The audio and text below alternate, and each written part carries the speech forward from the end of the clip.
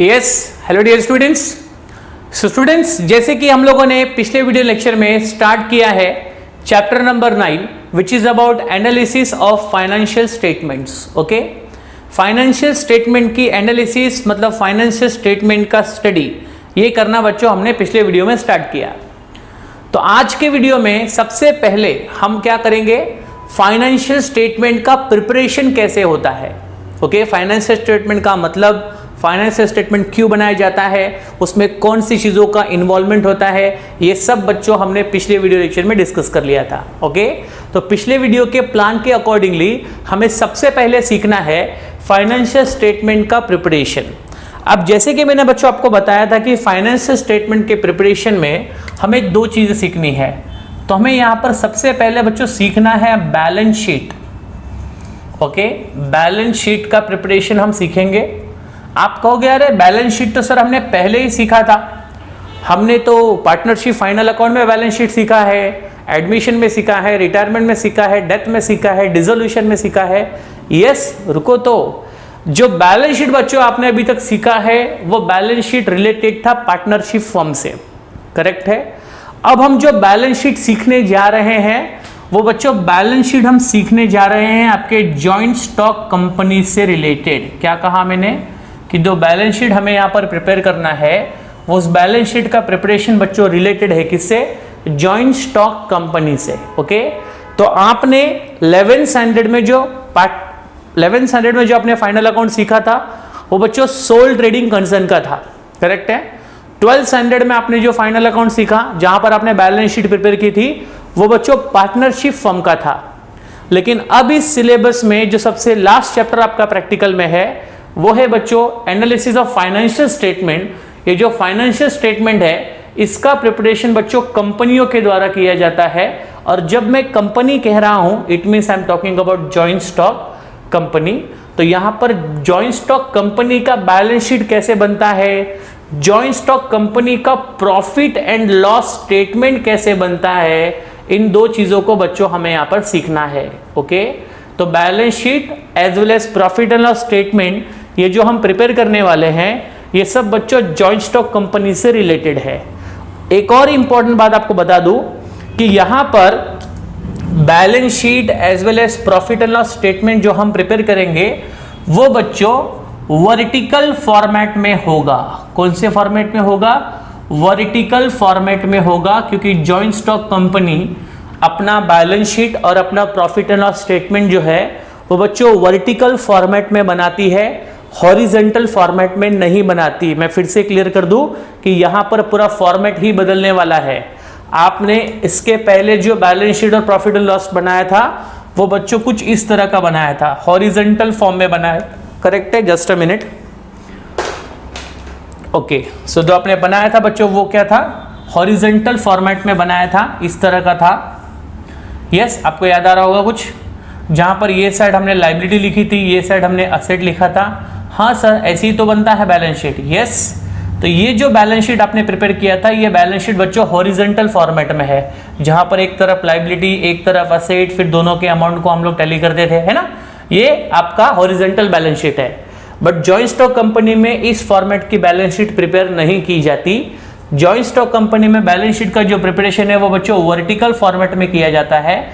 Vertical format का मतलब हुआ कि कुछ इस तरह से आपकी बैलेंस शीट बच्चों नजर आएगी, ठीक है। जहां पर इस बैलेंस शीट का इतना पार्ट समझो लायबिलिटी का होगा, इतना पार्ट समझो असेट का होगा, फिर लायबिलिटी की जो भी अमाउंट होगी और असेट का जो भी अमाउंट होगा वो बच्चों कुछ इस तरह से इक्वल होना चाहिए। तो जो चीज हम लोग साइड बाय साइड करते थे वही चीज अब हमें ऊपर और नीचे करना है, बाकी कोई डिफरेंस नहीं है। मैं आपको पहले बता दूं कि बिल्कुल भी चिंता नहीं करना है, आप कुछ एकदम डिफरेंट नहीं सीखने वाले हो, आपको थोड़ा सा परिवर्तन करना है। जो हॉरिजॉन्टल बैलेंस शीट बनती थी अब वो वर्टिकल बैलेंस शीट बनेगी, दैट्स इट, करेक्ट है। तो हम लोग फाइनेंशियल स्टेटमेंट का जो प्रिपरेशन करने जा रहे हैं वो हॉरिजॉन्टल नहीं बनेगा, वो कैसा बनेगा, वर्टिकल बनेगा। भले वो बैलेंस शीट हो चाहे वो प्रॉफिट एंड लॉस स्टेटमेंट क्यों ना हो, करेक्ट है। तो ये पहले बेसिक बात आप समझ जाइए कि यहां पर फॉर्मेट आपका क्या होने वाला है, बदलने वाला है, ठीक है। चलिए आगे बढ़ते हैं। तो जॉइंट स्टॉक कंपनी की balance sheet, joint stock company का प्रॉफिट एंड लॉस स्टेटमेंट किस तरह से प्रिपेयर होगा, तो सबसे पहले मैं आपको बता दे रहा हूं कि बैलेंस शीट का फॉर्मेट क्या होता है।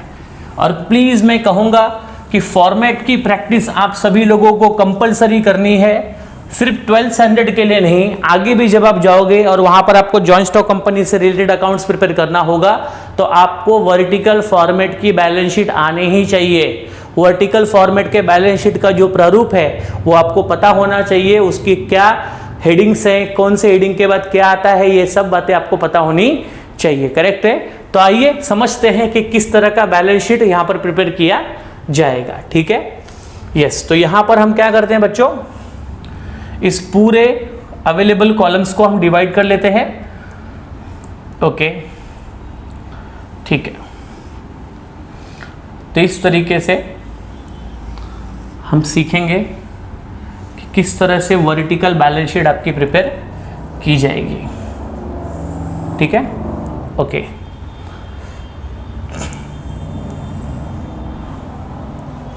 चलिए ध्यान दीजिएगा। तो यहां पर सबसे पहले यहां पर लिखेंगे हम लोग बच्चों बैलेंस शीट। ठीक है? बैलेंस शीट आप सभी लोग क्या कीजिए, पेज नंबर 346 पे आ जाइए।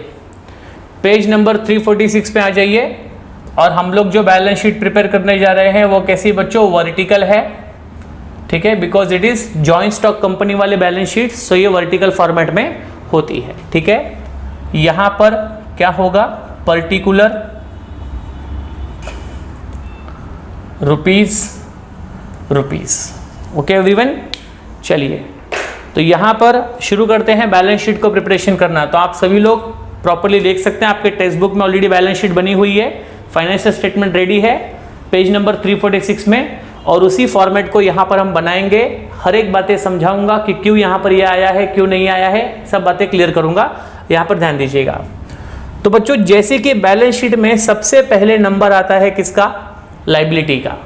लेकिन जब हम लोग वर्टिकल फॉर्म में बैलेंस शीट बना रहे होते हैं तो उस समय लायबिलिटी वर्ड न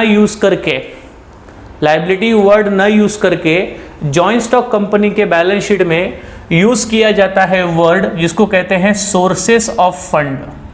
क्या कहेंगे बच्चों, सोर्सेस ऑफ फंड। ओके, तो यहां पर हमें सबसे पहले पता होना चाहिए सोर्सेस ऑफ फंड क्या है, क्योंकि जॉइंट स्टॉक कंपनी में फंड के आने का जो माध्यम है, जॉइंट स्टॉक कंपनी में फंड के आने का जो माध्यम होता है वही फंड जॉइंट स्टॉक कंपनी पे क्या होता है बच्चों, लायबिलिटी होता है, जिसके इस्तेमाल से कंपनियां जो है वो असेट्स परचेस करती है, इन्वेस्टमेंट्स करती है, अपने वर्किंग्स को मैनेज करती है। करेक्ट है? तो सबसे पहले हम लोग बात करेंगे sources of fund which is nothing but a liability which is taken by the joint stock company. Correct है? अब कंपनी के पास जो फंड के आने का जो सोर्सेस है, कंपनी के पास फंड के आने का जो माध्यम है बच्चों, माध्यम जो है कंपनी के पास दो है। ओके, फंड के आने के दो माध्यम होते हैं जॉइंट स्टॉक कंपनी के पास।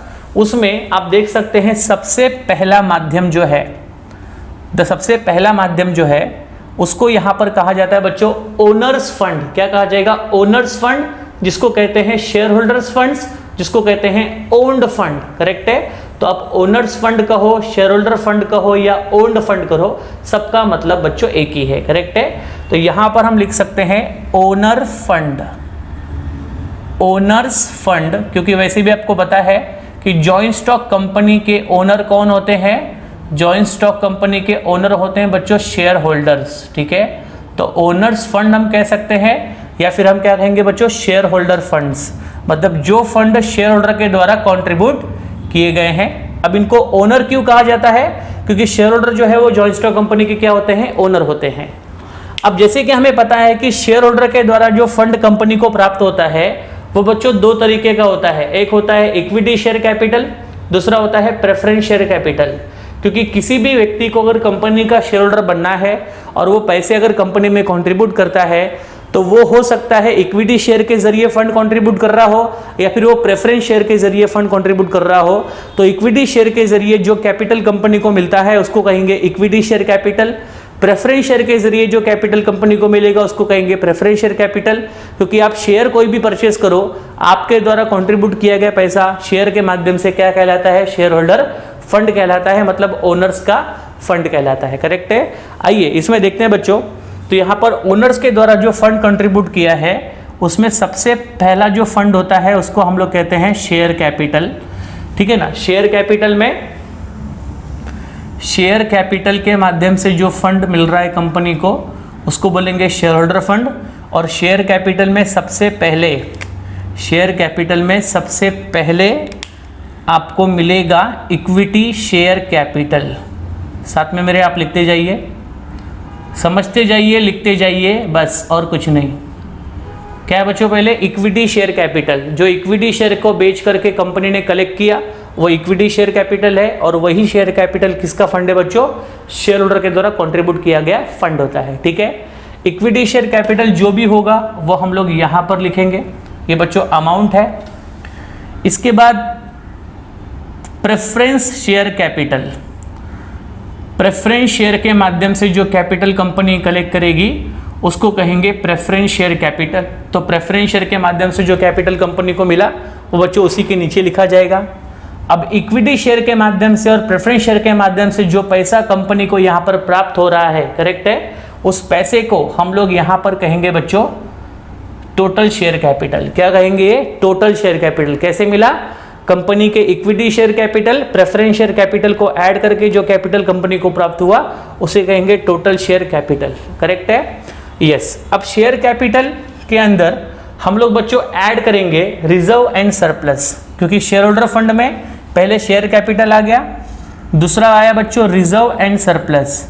अब ये रिजर्व एंड सरप्लस क्यों, रिजर्व एंड सरप्लस को शेयर होल्डर फंड में क्यों ऐड किया गया, तो बच्चों जैसे कि आपको पता है कि ओनर्स के प्रॉफिट का कुछ पार्ट, मतलब सभी के पेमेंट देने के बाद जो पैसा लास्ट में बचता है उसमें बच्चों ओनर का अधिकार होता है। करेक्ट है। और ओनर को जो प्रॉफिट कंपनी डिस्ट्रीब्यूट करने वाली है उसी प्रॉफिट का कुछ हिस्सा जो है वो कंपनी निकाल कर डालती है बच्चों रिजर्व एंड सरप्लस में।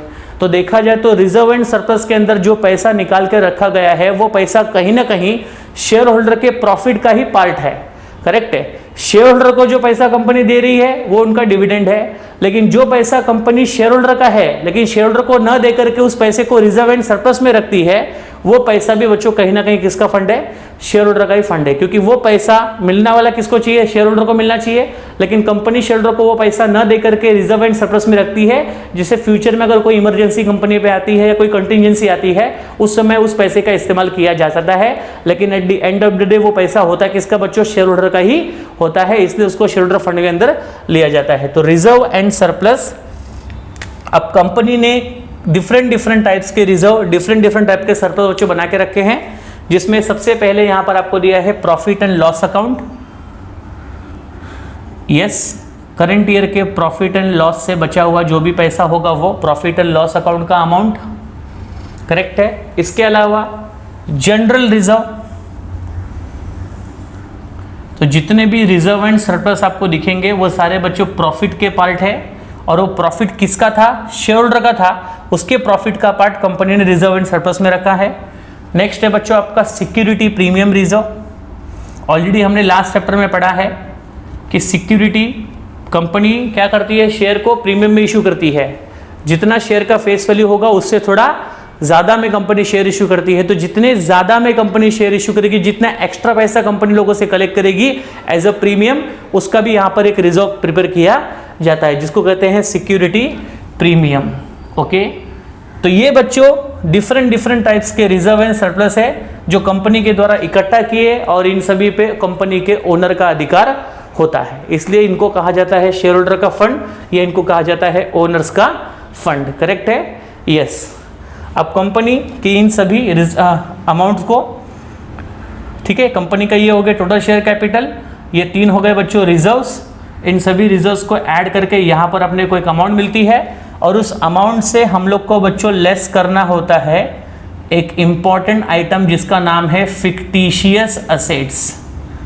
ओके, अब ये फिक्टिशियस असेट्स क्या होता है, तो फिक्टिशियस असेट्स को हम लोग कह सकते हैं बच्चों हिंदी या मराठी में बनावटी असेट, मतलब एक्चुअली में ये असेट नहीं है, बट फिर भी इसको बनावटी असेट कहा जा रहा है। एग्जैक्टली होता क्या है, ये क्या होता है फिक्टिशियस असेट्स?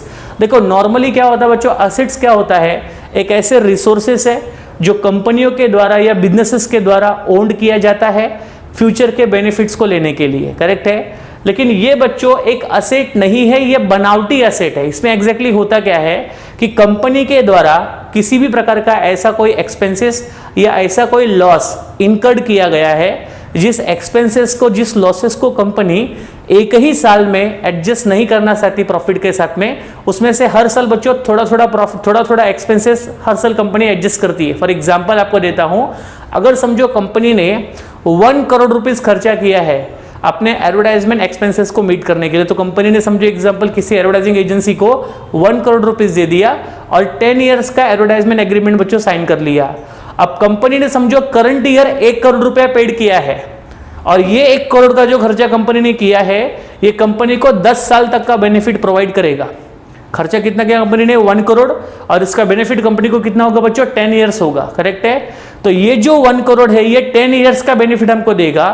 तो कंपनी ये जो पूरा 1 करोड़ है ये एक ही साल के खर्चे में नहीं दिखाती है, करेक्ट है। इस साल अगर 1 करोड़ का फायदा कंपनी को 10 साल मिलने वाला है तो कंपनी इस 1 करोड़ के एक्सपेंसेस को हर साल 10-10 लाख रुपए से क्या करेगी बच्चों, एक्सपेंसेस में दिखाएगी। समझो ये फर्स्ट ईयर है, फर्स्ट ईयर में कंपनी ने 1 करोड़ खर्चा किया और उसमें से फर्स्ट ईयर का 10 लाख रुपए बच्चों राइट ऑफ हो गया। तो 1 करोड़ में से 10 लाख रुपए राइट ऑफ हो चुका है, मतलब 10 लाख का कंपनी बेनिफिट ले चुकी है। अभी 90 लाख का बेनिफिट कंपनी को आगे 9 साल मिलने वाला है। तो जो 90 लाख कंपनी का एक्स्ट्रा है खर्चा, वो खर्चा बच्चों क्या बनेगा, फिक्टिशियस असेट, जिस 90 लाख का बेनिफिट कंपनी को आगे 9 साल तक मिलता जाएगा। फिर अगले साल और 10 लाख रुपए माइनस हो जाएगा, तो आप फिक्टिशियस में कितना दिखाओगे, 80 लाख। फिर अगले साल और 10 लाख माइनस हो जाएगा, फिर फिक्टिशियस में कितना बचेगा, 70 लाख। तो जब तक ये पूरा 1 करोड़ बच्चों राइट ऑफ नहीं हो जाता तब तक उस अमाउंट के बैलेंस को हमें फिक्टिशियस असेट में दिखाना होता है। चूंकि ये असेट नहीं है बट इसका बेनिफिट कंपनी को आगे 8-10 साल तक मिलने वाला है, क्योंकि जो खर्चा कंपनी ने किया है उसका फायदा कंपनी को सिर्फ 1 ही साल नहीं मिलेगा, 8-10 साल मिलेगा। तो जब तक कंपनी का वो बेनिफिट पूरा क्लियर नहीं हो जाता तब तक उसके बैलेंस को कंपनी शो करती है एज अ बनावटी एसेट, जिसको कहते हैं फिक्टिशियस असेट, ठीक है। तो जो भी फिक्टिशियस एसेट का जो भी अमाउंट है वो अमाउंट बच्चों यहाँ पर कंपनी को अपने ओनर्स फंड के साथ में क्या करना पड़ता है, लेस करना पड़ता है, करेक्ट है, यस। तो फिक्टिशियस एसेट को यहाँ पर हम लोग को लेस करना है। लेस करने के लिए मैं यहाँ पे ब्लू से दिखा देता हूँ कि ये हम लोग क्या करेंगे बच्चों, लेस करेंगे, ठीक है। तो फिक्टिशियस एसेट में क्या आता है, discount on issue of shares. जो डिस्काउंट कंपनी ने दिया उस खर्चे को भी कंपनी फर्स्ट 1 ही साल में पूरी तरह राइट ऑफ नहीं करती, आगे कुछ सालों तक उसको राइट ऑफ करेगी। एडवर्टाइजमेंट में कंपनी ने कोई हैवी एक्सपेंसेस किया है उसका बेनिफिट भी कंपनी को कुछ सालों तक मिलेगा, 1 ही साल में सारा खर्चा कंपनी एडजस्ट नहीं करने वाली। तो इस तरह से जितने भी ऐसे एक्सपेंसेस या लॉसेस कंपनी के द्वारा इनकर्ड किए जाते हैं जिनको कंपनी फर्स्ट ईयर में प्रॉफिट के साथ एडजस्ट नहीं करती है, उन सभी को फिक्टिशियस एसेट कहा जाता है। और उसको बच्चों यहाँ पर हमें ओनर्स फंड में से क्या करना पड़ेगा, माइनस करना पड़ेगा। आपको ऑब्जेक्टिव में पूछा जा सकता है कि फिक्टिशियस एसेट को लेस कहां से किया जाता है, तो आपको कहना है ओनर्स फंड से या फिर शेयर होल्डर फंड से, ठीक है। और जैसे ही हम लोग इस फिक्टिशियस एसेट को बच्चों यहाँ पे लेस कर देंगे, तो लेस करने के बाद हमें जो यहाँ पर अमाउंट मिलेगा, लेस करने के बाद हमें यहाँ पर जो भी अमाउंट यहाँ पर अपने को प्राप्त होगा, ठीक है, उस अमाउंट को हम यहाँ पे लिख लेते हैं।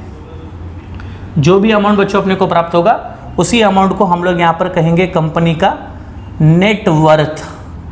क्या कहेंगे कंपनी का बच्चों, नेट वर्थ, या तो इसी को कहेंगे कंपनी के टोटल ओनर्स का फंड, ठीक है।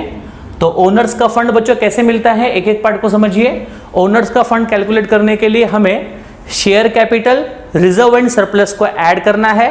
शेयर कैपिटल और रिजर्व एंड सरप्लस को ऐड करके जो अमाउंट आएगी उसमें से फिक्टिशियस असेट को, बनावटी असेट को अगर आपके क्वेश्चन में दिया है तो उसको लेस करना है, और लेस करने के बाद आपको जो फिगर मिलेगा वो फिगर बच्चों किसका होगा, आपके नेटवर्थ होगा। मतलब यही आपके कंपनी का एक्चुअल वैल्यू है, आपके कंपनी का एग्जैक्ट वैल्यू, एग्जैक्ट जो वर्थ है वो बच्चों यही है, करेक्ट है, नेट वर्थ, ठीक है बच्चों। और इसी को हम लोग कहेंगे कंपनी के ओनर्स के द्वारा कंट्रीब्यूट किया गया फंड। क्लियर है, चलिए। तो ये हुआ हमारा सोर्सेस ऑफ फंड का सबसे पहला part clear, that is about owner's fund. अब बताओ हमारे जॉइंट स्टॉक कंपनी को फंड के आने का माध्यम क्या एक ही है, क्या एक ही माध्यम से जॉइंट स्टॉक कंपनी को फंड मिलता है? नहीं। तो ये तो कंपनी के ओनर के द्वारा कंट्रीब्यूट किया गया फंड है जो इस तरह से हमें कैलकुलेट होने के बाद मिला। इसके अलावा हमारी कंपनी को, जॉइंट स्टॉक कंपनी को ओनर फंड के अलावा, क्योंकि ओनर फंड कंपनी के लिए पर्याप्त नहीं होते, तो ऐसे केसेस में कंपनी को बोरोइंग करनी पड़ती है, कंपनी को लोन लेना पड़ता है, कंपनी को डेप्ट लेना पड़ता है। तो जो पैसा कंपनी आउटसाइडर से लाती है, ये पैसा कंपनी के ओनर से मिला था, इसलिए ये ओनर फंड है, ये शेयर होल्डर फंड है। लेकिन ये पैसा कंपनी के फाइनेंशियल रिक्वायरमेंट को मीट करने के लिए पर्याप्त नहीं होता, तो कंपनी यहाँ पर कुछ एक्स्ट्रा फंड्स की जुगाड़ में, एक्स्ट्रा फंड्स की रिक्वायरमेंट में बोरोइंग करती है। तो जो पैसा कंपनी ने क्रेडिटर के माध्यम से लाया है, कर्जा लेकर लाया है, लोन लिया है, डेप्ट लिया है, वो सारा फंड कंपनी का बोरोड फंड होगा। तो फंड के आने के सोर्सेस में पहला आपका है ओनर फंड, दूसरा आपका होता है बच्चों बोरोड फंड। ठीक है, तो यहां पर आपका ए के बाद जो नेक्स्ट वाला फंड है सोर्सेस में, वो क्या बनेगा बच्चों? Borrowed fund. तो ये नेटवर्थ यहां पर फिनिश होता है, इसको यहां पे बच्चों अंडरलाइन कर देते हैं। इसके बाद नेक्स्ट आपका जो फंड होता है सोर्सेस में, वो आपका होगा बच्चों बोरोड फंड। ठीक है, मतलब जो फंड यहां पर बोरोइंग के माध्यम से, कर्ज के माध्यम से कंपनी के द्वारा लाया गया है, कहे इसको कहेंगे हम लोग बोरोड फंड। ठीक है, अब बच्चों बोरोइंग करके, बोरो करके, कर्जा लेकर के फंड कंपनी लेकर आती है, उसमें से कुछ बोरोइंग कंपनी के द्वारा की जाती है सिक्योर्ड फॉर्म में, और कुछ बोरोइंग कंपनी के द्वारा की जाती है अनसिक्योर्ड फॉर्म में। ठीक है, सिक्योर्ड फॉर्म का मतलब कंपनी अपने असेट्स को गिरवी रख के लोन लेती है। ठीक है, अनसिक्योर्ड मतलब जहां पर कंपनी को लोन लेने के लिए कुछ गिरवी रखने की रिक्वायरमेंट नहीं होती है। तो secured loan as well as unsecured loan को जब हम कंबाइन करेंगे तो क्या बनेगा बच्चों? Borrowed fund. तो यहां पर बच्चों ओनली 2 एग्जांपल्स आर गिवन, एक है बैंक लोन और दूसरा क्या है बच्चों? डिबेंचर्स। करेक्ट है। चलिए, तो बोरोड फंड में हम लोग आगे यहां पर कॉलम रेडी कर लेते हैं।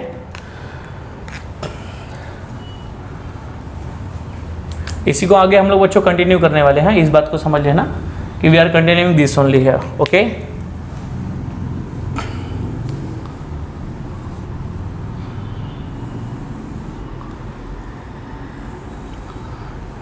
यस,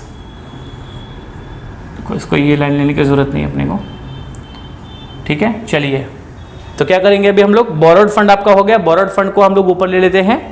और बोरोड फंड में यहां पर सबसे पहला आपको याद रखना है, बैंक से लिया गया लोन। ठीक है, वो सिक्योर्ड भी हो सकता है, अनसिक्योर्ड भी हो सकता है, जो भी होगा आपको दिया गया रहेगा। और दूसरा बच्चों डिबेंचर इश्यू करके आया हुआ पैसा। ठीक है, बैंक से लिया हुआ लोन और डिबेंचर इश्यू करके आया हुआ पैसा, इन दोनों को अगर हम ऐड करेंगे तो ऐड करने के बाद हमें जो टोटल अमाउंट मिलेगी, ये हमारा होगा बच्चों टोटल बोरोड फंड। क्या होगा? Total borrowed fund. ठीक है, तो आपके सेकंड कॉलम में देखो, एक तो आपको मिला है ओन्ड फंड, शेयर होल्डर का फंड, और सेकंड कॉलम में देखो आपको मिला है बच्चों बोरोड फंड। जब हम इस ओन्ड फंड को और बोरोड फंड को बच्चों ऐड कर देंगे, तो ऐड करने के बाद हमें जो फंड यहाँ पर मिलेगा उसको हम लोग कहेंगे बच्चों कैपिटल एम्प्लॉयड। क्या कहेंगे? कैपिटल एम्प्लॉयड, जिसको हम लोग कहेंगे total of the liability side. तो लायबिलिटी की जो टोटल होती है उसको कहेंगे कैपिटल एम्प्लॉयड, मतलब इतना कैपिटल हमारे बिजनेस में एम्प्लॉयड है, इतना कैपिटल हमारे बिजनेस में यूज किया जा रहा है, इतना कैपिटल हमारे बिजनेस में इन्वेस्ट किया गया है, उसको कहेंगे कैपिटल एम्प्लॉयड। ठीक है, तो यहां पर अपने को मिल चुका है लायबिलिटी का टोटल। ठीक है, तो लायबिलिटी में बच्चों सिर्फ आपको 2 ही फंड याद रखने हैं, एक है कैपिटल फंड, एक क्या है? कैपिटल फंड, और दूसरा क्या है बच्चों? सॉरी, एक है आपका ओनर्स फंड और दूसरा क्या है बच्चों? आपका बोरोड फंड। ओनर्स फंड और बोरोड फंड को जब हम मिक्स करेंगे तो मिक्स करने के बाद हमें जो टोटल मिलेगा वो क्या होगा? Capital employed. मतलब ये आपका total of the liability side हुआ, लायबिलिटी का ये क्या हुआ आपको? टोटल। अब इतना ही टोटल बच्चों आपको असेट में भी मिलना चाहिए। करेक्ट है? यस। चलिए, ठीक है, कैपिटल एम्प्लॉयड को यहां पर एक और वर्ड लिखा है टोटल फंड्स क्या बच्चों? अवेलेबल। कोई बात नहीं, कैपिटल एम्प्लॉयड को हम लोग एक और वर्ड में देंगे, और टोटल फंड्स अवेलेबल, मतलब इतना फंड्स कंपनी के पास अवेलेबल है, इतना फंड्स कंपनी ने एम्प्लॉय किया है। ठीक है, एक ही बात है। चलिए, तो ये हुआ टोटल फंड्स अवेलेबल या फिर capital employed, one and the same thing. Okay everyone, तो लायबिलिटी साइड बच्चों यहाँ पर फिनिश होता है। अब आगे बढ़ते हैं and now we will talk about application of fund. तो जॉइंट स्टॉक कंपनी ने यहाँ पर अलग अलग माध्यमों से फंड इकट्ठा कर लिए, फंड की अवेलेबिलिटी ला दी है। अब इस अवेलेबल फंड को कंपनी के द्वारा एप्लीकेबल किया जाएगा, अवेलेबल फंड को कंपनी के द्वारा बच्चों यूज किया जाएगा। अब कंपनी के द्वारा इस फंड को यूज किया जाता है अलग अलग जगहों पे। उसमें सबसे पहले कंपनी इस फंड का इस्तेमाल करती है, सबसे पहले कंपनी इस फंड का इस्तेमाल करती है किस चीज के लिए बच्चों? असेट्स को परचेस करने के लिए, ठीक है। तो आप देख सकते हैं कि यहाँ पर फंड को बच्चों यूज किया गया है और फंड को यूज करने का यहाँ पर सबसे पहला माध्यम आपको दिया है बच्चों, फिक्स असेट को परचेस करना। क्या करना? फिक्स असेट्स को परचेस करना। अभी फिक्स असेट मतलब आपको पता है जिस असेट का बेनिफिट कंपनी को बच्चों लॉन्ग टाइम तक होता है, जैसे कि land, building, vehicle, plant and machinery, correct है। ये सारे हमारे बिजनेस के क्या है बच्चों? फिक्स असेट है, जिसको कंपनी के द्वारा परचेस किया जाता है अपने प्रोडक्शंस की एक्टिविटी, डिस्ट्रीब्यूशन की एक्टिविटी को आगे बढ़ाने के लिए, ठीक है। तो फिक्स असेट में बच्चों कौन कौन से असेट आते हैं? यहाँ पे कुछ आपको एग्जाम्पल्स दिए गए हैं, जिसमें सबसे पहला आपको बच्चों दिया है लैंड एंड बिल्डिंग। यह हमारे बिजनेस का होता है fix assets. Land and building के बच्चों जो भी वैल्यू होगा वो आपको यहाँ पर दिया गया है। यस, लैंड एंड बिल्डिंग हो गया फिक्स असेट में बच्चों। नेक्स्ट एग्जांपल आपको यहाँ पर दिया है plant and machinery, furniture, vehicle. तो नेक्स्ट एग्जांपल है आपका प्लांट एंड मशीनरी। मेरे साथ साथ में आप लिखते जाइए, वैसे भी आपके पास टेक्स्ट बुक में है प्लांट एंड मशीनरी। नेक्स्ट आपका है फर्नीचर एंड व्हीकल, ठीक है। तो आपके टेक्स्ट बुक बच्चों सारा फॉर्मेट दिया गया है। I am just making you clear with the format. Plant and machinery, vehicle, sorry furniture and vehicle, correct है। ये सब आपके बिजनेस के क्या हो गए? Fix asset. जो असेट आपने कहाँ से लाए? आपके पास जो फंड्स अवेलेबल थे उन फंड्स अवेलेबल का आपने इस्तेमाल किया अपने ये सारे असेट्स को परचेस करने के लिए, करेक्ट है। चलिए, तो आपके बच्चों असेट्स यहाँ पर रेडी है। इन सभी को अगर हम ऐड करके यहाँ पर ले लें तो ये अपने को मिल जाएगा बच्चों टोटल फिक्स असेट्स। क्या मिलेगा? टोटल फिक्स असेट, ठीक है। चलिए, और बच्चों फंड का इस्तेमाल कहाँ पर किया गया? तो फंड का इस्तेमाल किया गया है इन्वेस्टमेंट पे। कहाँ पर किया गया? इन्वेस्टमेंट पे, ठीक है। तो कंपनी यहाँ पर पैसों में से जो पैसे यूज नहीं हो रहे हैं, जो पैसे बिजनेस में नहीं यूज किए गए, उन पैसों को कंपनी बिजनेस में न रख करके कहीं और इन्वेस्ट कर देती है। उसमें से कुछ इन्वेस्टमेंट लॉन्ग टर्म के हैं, कुछ इन्वेस्टमेंट शॉर्ट टर्म के हैं। तो जो भी बच्चों इन्वेस्टमेंट से रिलेटेड इन्फॉर्मेशन होगा वो हमें इन्वेस्टमेंट के सामने दिखाना होगा।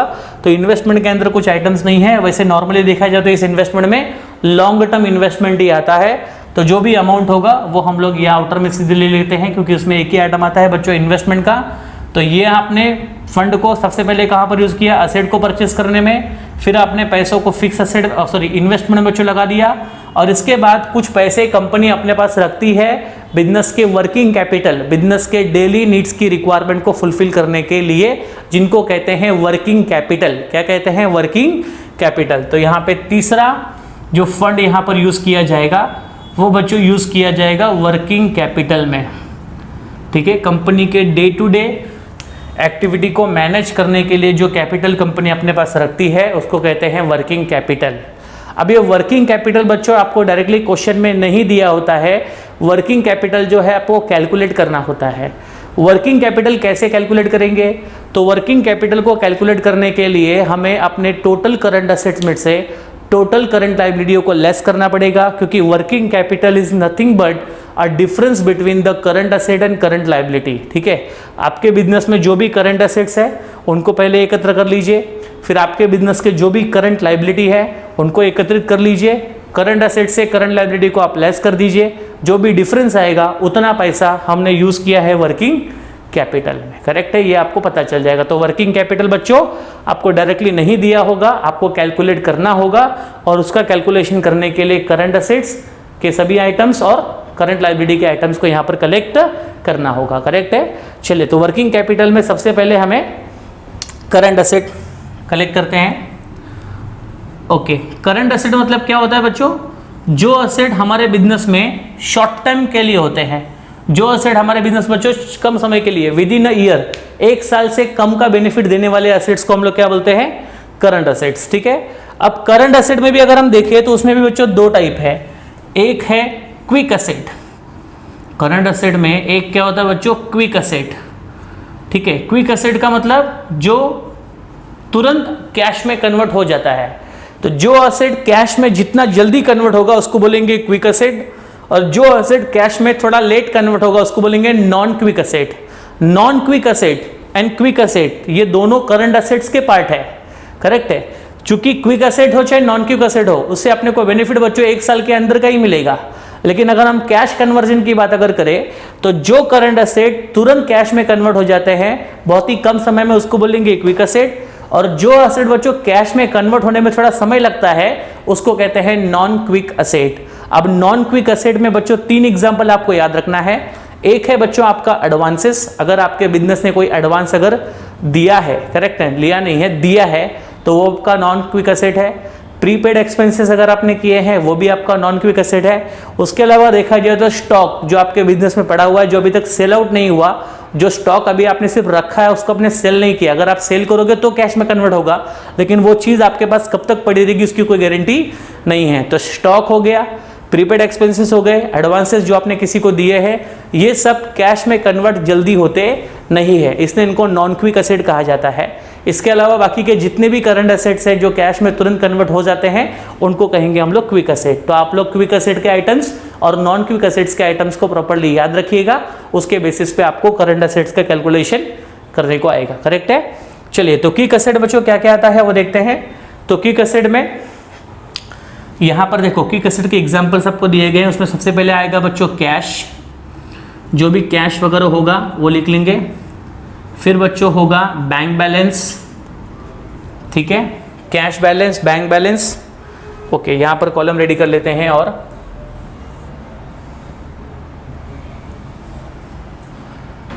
ठीक है, यस, तो कैश, बैंक, इसके अलावा debtors, bill receivable, yes, debtors मतलब वो कस्टमर जिनके पास से हमें पैसा मिलने वाला है, क्योंकि उन्होंने हमसे उधार पे माल लेकर गया था तो वो हमें पैसा देंगे 2 महीने में, 3 महीने में, लेकिन 1 साल के अंदर, तो डेटर्स हो गए, ठीक है। इसके अलावा बच्चों बिल रिसीवेबल, ये भी हमारे डेटर्स ही होते हैं, बट डिफरेंस ये होता है कि इन लोगों के ऊपर हमने क्या ड्रॉ किया है, बिल ड्रॉ किया है। तो ये बिल वाले डेटर्स है और ये बिना बिल वाले डेटर्स है।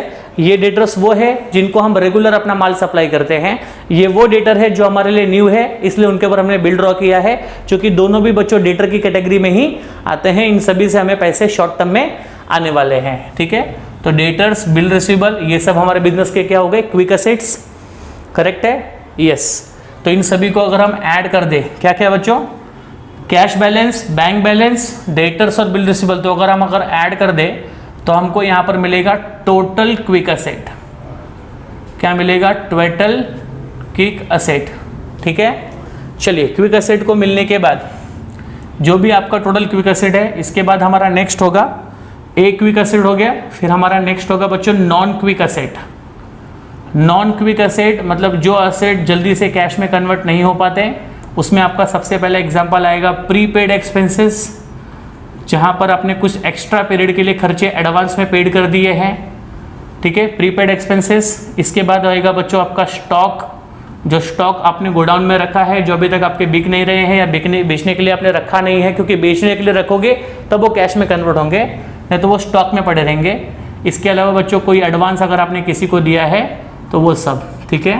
तो नॉन क्विक असेट में ये 3 टाइप के असेट्स आते हैं, प्रीपेड एक्सपेंसेस, स्टॉक और क्या, एडवांसेस। तो इनको अगर हम ऐड कर देंगे तो ऐड करने के बाद हमको यहाँ पर मिलेगा बच्चों टोटल नॉन क्विक असेट।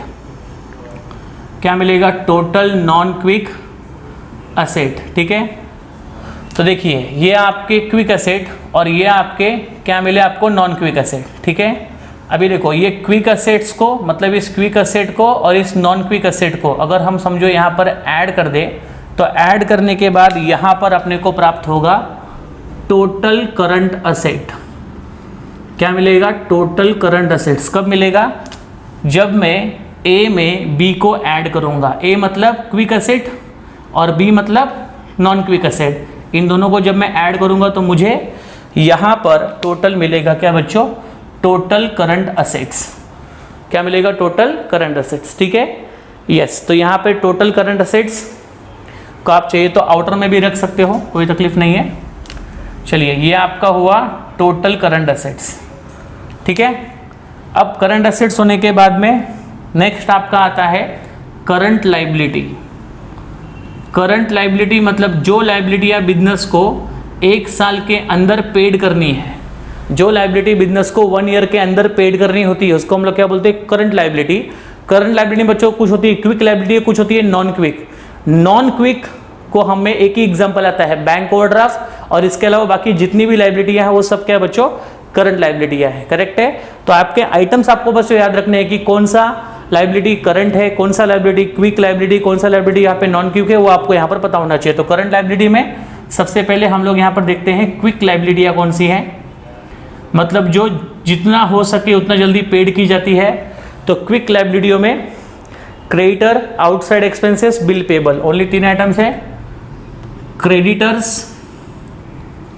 ठीक है, बाद में बच्चों आउटसाइड एक्सपेंसेस या आउटस्टैंडिंग एक्सपेंसेस बोलो, आउटस्टैंडिंग एक्सपेंसेस, ठीक है, creditor, outstanding expenses, bills payable, ठीक है। ये सब वो लाइबिलिटियां हैं जो आपको क्विकली पेड करनी होती है कम पीरियड के अंदर। क्रेडिटर्स की जो भी अमाउंट है, आउटस्टैंडिंग एक्सपेंसेस, बिल्स पेबल, ठीक है, ये सब आपकी क्विक लाइबिलिटियां हो जाएंगी। इनको अगर आप टोटल करते हैं तो you will get quick liability. Yes, यहां पर आपको मिलेगा टोटल क्विक लाइबिलिटी, ठीक है। चलिए, क्विक लाइबिलिटी के बाद में नेक्स्ट आपको लेना है, ये आपका टोटल क्विक लाइबिलिटी हो गया यहां पर खत्म। फिर आपको लेना बच्चों नॉन क्विक लाइबिलिटी, ठीक है। नॉन क्विक लाइबिलिटी में एक ही आइटम आता है, please remember that item. And the non quick liability में जो आइटम आता है उसमें है बच्चों बैंक ओवरड्राफ्ट, ठीक है। बैंक से जो आप ओवरड्राफ्ट लेते हो वो आपको जितना हो सके उतना जल्दी बच्चों क्लियर करना होता है, उतना जल्दी आपको पेड करना होता है। तो बैंक ओवरड्राफ्ट ये सबसे शॉर्ट पीरियड की लाइबिलिटी है, so it is non quick liability. Correct है। तो नॉन क्विक लाइबिलिटी का जो भी अमाउंट है वो यहां पर आप ले लीजिए। और इनको बच्चों आप देखो, ये आपकी क्विक लाइबिलिटी, ये आपकी नॉन क्विक लाइबिलिटी को अगर आप ऐड करोगे तो ऐड करने के बाद आपको यहां पर मिल जाएगा, यस, यहां पर आपको मिलेगा total current liability. Yes, here you will get total current liability, ठीक है।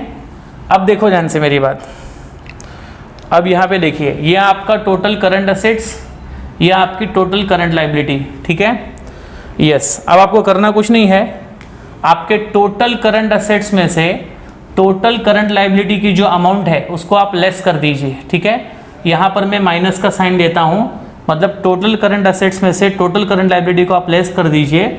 लेस करने के बाद बच्चों जो फिगर आपको मिलेगा, जो फिगर आपको यहाँ पर मिलेगा, यह आपका होगा वर्किंग कैपिटल।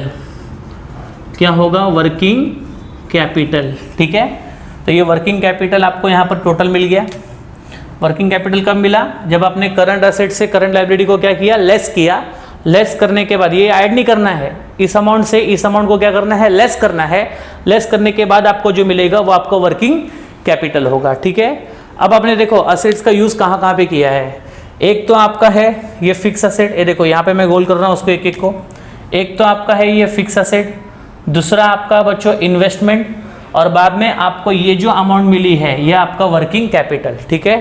तो ये फर्स्ट, ये सेकंड और ये थर्ड, और इस अमाउंट को कैलकुलेट करने के लिए इतना सब करना पड़ेगा, ठीक है।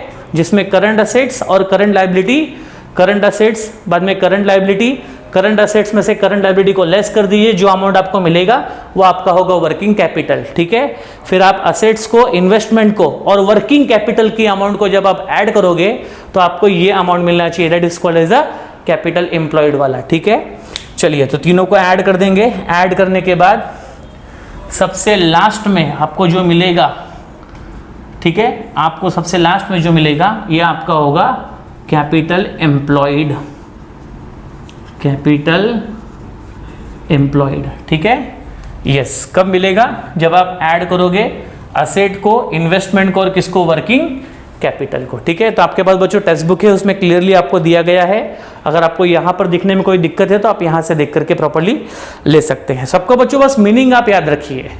अगर मैं एप्लीकेशन ऑफ फंड में याद करूँ तो फिक्स असेट आपको ऑलरेडी पता है। इन्वेस्टमेंट, जो पैसे हम लॉन्ग टर्म के लिए पैसे इन्वेस्ट करेंगे किसी कंपनी के शेयर्स में या फिर किसी लैंड में या फिर बॉन्ड्स में, ठीक है। बाद में जो पैसे कंपनी अपने पास रखती है डे टू डे अफेयर्स के लिए, रोज रोज की एक्टिविटीज को मैनेज करने के लिए, वो क्या है बच्चों, वर्किंग कैपिटल है। वर्किंग कैपिटल कैसे कैलकुलेट होगा, तो कंपनी के जो करंट असेट्स है उसमें से करंट लायबिलिटी को लेस कर दीजिए। करंट असेट से करंट लायबिलिटी को जब हम लेस कर देंगे तो लेस करने के बाद अपने को जो मिलेगा वो अपना क्या होगा बच्चों, वर्किंग कैपिटल। ठीक है, फिर आप लोग को फिक्स असेट, इन्वेस्टमेंट और वर्किंग कैपिटल को जब हम कंबाइन कर देंगे तो अपने को मिल जाएगा टोटल कैपिटल एम्प्लॉयड, मतलब असेट साइड का टोटल। तो असेट साइड का टोटल कैसे मिलेगा, फिक्स असेट, इन्वेस्टमेंट और वर्किंग कैपिटल को ऐड करके। लायबिलिटी का टोटल कब मिलेगा, ओनर्स फंड और बोरोड फंड को ऐड करके। तो लायबिलिटी ओनर्स फंड और बोरोड फंड को कंबाइन करती है और जो टोटल ऑफ असेट्स है वो आपके फिक्स असेट, इन्वेस्टमेंट और वर्किंग कैपिटल को कंबाइन करता है। ठीक है, सिर्फ वर्किंग कैपिटल निकालने के लिए आपको करंट असेट्स और करंट लायबिलिटी का टोटल लेना पड़ता है। करंट असेट्स में से करंट लायबिलिटी को माइनस कर देंगे, इजीली आपको मिल जाएगा वर्किंग कैपिटल। और करंट असेट में बच्चों दो टाइप है, क्विक असेट और नॉन क्विक असेट। जो असेट आसानी से कैश में कन्वर्ट हो जाए वो क्विक असेट है, जो असेट आसानी से कैश में कन्वर्ट ना हो वो आपके नॉन क्विक असेट है। क्विक लायबिलिटी, जो लायबिलिटी आपको हो सके उतना जल्दी पेड करनी है वो आपकी क्विक लायबिलिटी है, और जिस लायबिलिटी को पेड करने में थोड़ा समय लगता है वो आपकी नॉन क्विक है, जिसमें एक ही एग्जांपल आएगा बच्चों, bank over draft and nothing else. Correct है, यस। तो यहां पर आपका खत्म होता है बैलेंस शीट के वर्टिकल फॉर्मेट। डोंट वरी, इतना बड़ा क्वेश्चन आपको नहीं आता है, बट फिर भी फॉर्मेट को जानना ये हमारे लिए इंपॉर्टेंट है। करेक्ट है, तो प्लीज़ आप लोग एक बार वापस से आपके टेक्स्ट बुक में जो दिया हुआ फॉर्मेट है उसको प्रॉपर्ली समझ लीजिए, उसकी हेडिंग्स क्या होती है that you need to remember. ठीक है, सोर्सेस ऑफ फंड में सिर्फ दो heading, owners fund, borrowed fund. Owners fund कैसे मिलता है, शेयर होल्डर फंड को और रिजर्व एंड सरप्लस को ऐड करने का, फिक्टिशियस एसेट क्या करने का बच्चों, लेस करने का, आपको मिलेगा ओनर्स फंड। फिर उसमें बोरोड फंड को आप बच्चों क्या कर दीजिए, ऐड कर दीजिए, आपको मिल जाएगा total capital employed, that is total of liability side. Application of fund में क्या रहेगा, फिक्स असेट, इन्वेस्टमेंट और वर्किंग कैपिटल। फिक्स असेट तो इजीली फाइंड आउट हो जाएगा, इन्वेस्टमेंट में एक ही आइटम होता है। सिर्फ वर्किंग कैपिटल के लिए आपको करंट असेट और करंट लायबिलिटी को कंबाइन करना है, फिर करंट असेट्स में से करंट लायबिलिटी को आपको लेस करना है, फिर जो मिलेगा वो आपका working capital, that set. Correct है, यही आपका बैलेंस शीट का पूरा फॉर्मेट बनेगा। करेक्ट है, ठीक है। चलिए, तो यहां पर हमारा बच्चों फॉर्मेट फिनिश होता है। यस, तो प्लीज आप इस फॉर्मेट से गो थ्रू कीजिएगा।